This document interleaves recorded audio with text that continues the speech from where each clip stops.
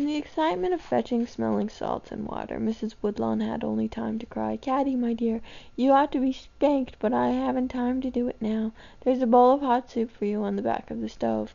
In the kitchen, Tom, Warren, Kitty, and Maggie, Silas, all the children crowded around Caddie as she ate, gazing at her in silent admiration as at a stranger from a far country. "Golly, Caddie, didn't they try to scalp you? Did they have on their war paint? Did they have their tomahawks at you?" Caddie shook her head and smiled. She was so warm, so happy to be at home, so sleepy. 13. The Scalp Belt. The day after Caddie's ride to the Indian camp, life settled into the old routine. The neighbors went home again. No charred black ruins awaited them. The sturdy wilderness houses were just as they had left them, only nearer than ever before, and in the log barns hungry cows sprawled lustily for food. Everyone recognized now that the massacre scare which had left in the tavern had been a false alarm. But the terror which it had inspired was not easily forgotten.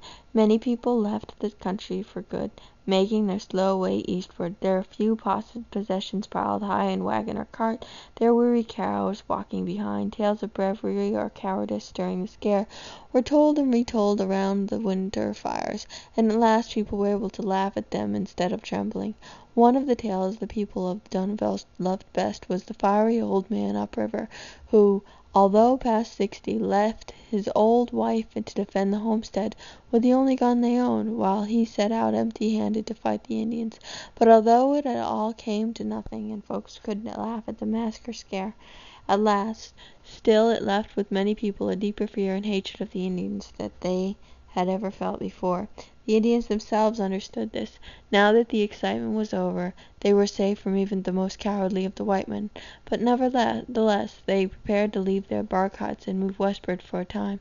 They felt the stirring of the sap in the trees. The smell of spring in the winter air lured them. The old women made bundles of their fur and blankets and cooking pots and put them on pole and buckskin litters. The ponies pranced, the dogs barked. The Indian men refitted bowstrings, polished knives and guns, and prepared the canoes for a long portage over the ice. One day, soon after the scare, when Caddie came home from school, she knew an Indian pony tied to the rail fence near the kitchen door. Clara ran out of the front door to meet her.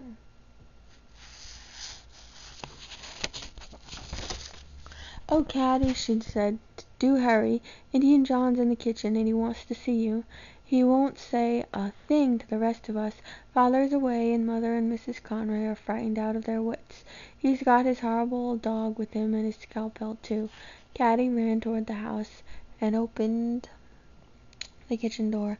Between the cook stove and the table sat John, bolt upright, with a large piece of dried apple pie in his head. Solemnly he bit into first one piece and then the other, Mother and Mrs. Conroy peeping timidly at him from the dining-room door the while. His scalp belt lay on the kitchen table beside the empty pie tin, and the clean fork and plate which city bread Mother had laid for him so daintily. At his feet lay his dog, licking its front paw with a slow red tongue. "Why, John, I'm glad to see you," said Caddie. She stooped and patted his dog. The dog stopped licking his paw for a moment, and looked at Caddie with affectionate eyes. "Him hurt?" said John. "Him caught foot in trap?" Caddie bent closer over the foot. "Why, so he did, poor thing." "You like him, dog?" asked John. Absently he opened a square of calico which he had tied to his belt, disclosing an odd assortment of bones, bits of fat, and odds and ends of food.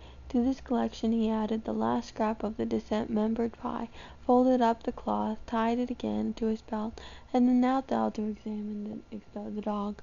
"Of course I like him. He's a good dog. Missy Red Hair got no dog?" "No," said Caddie slowly, her eyes filling with tears. "Nero our dog. He's lost. Look, John go away. John's people go away. John's dog no can walk. John go far, far.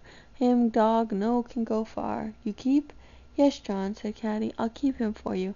May I, Mother?" Mrs. Woodlawn nodded at her from the dining-room door. "Oh, I'll be so glad to keep him, John.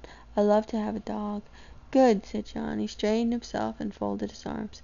"Look, Missy Red Hair, you can keep Scalp Belt, too." "The scalp belt?" echoed Caddie. uncertainly. She felt the old prickling sensation up where her scalp lock grew as she looked at the belt with its gruesome decorations of human hair. "I'm very old," said John, picking up the belt with calm familiarity.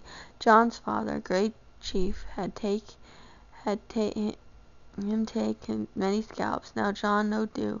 John made many friends. John no want scalp. You keep? John held it out gingerly. With the tips of her thumbs and her first finger, Caddie took it. "What shall I do with it?" she asked dubiously. "You keep," said the Indian. John come back in moon of yellow leaves. John go now far, far. Him might lose. You keep? Yes, said Caddie, I keep. When you come back in the moon of yellow leaves, I will have it safe for you, and your dog too. Missy Red Hair, good girl, said John. He drew his blanket around him and stalked out. From the doorway, Caddie watched him go.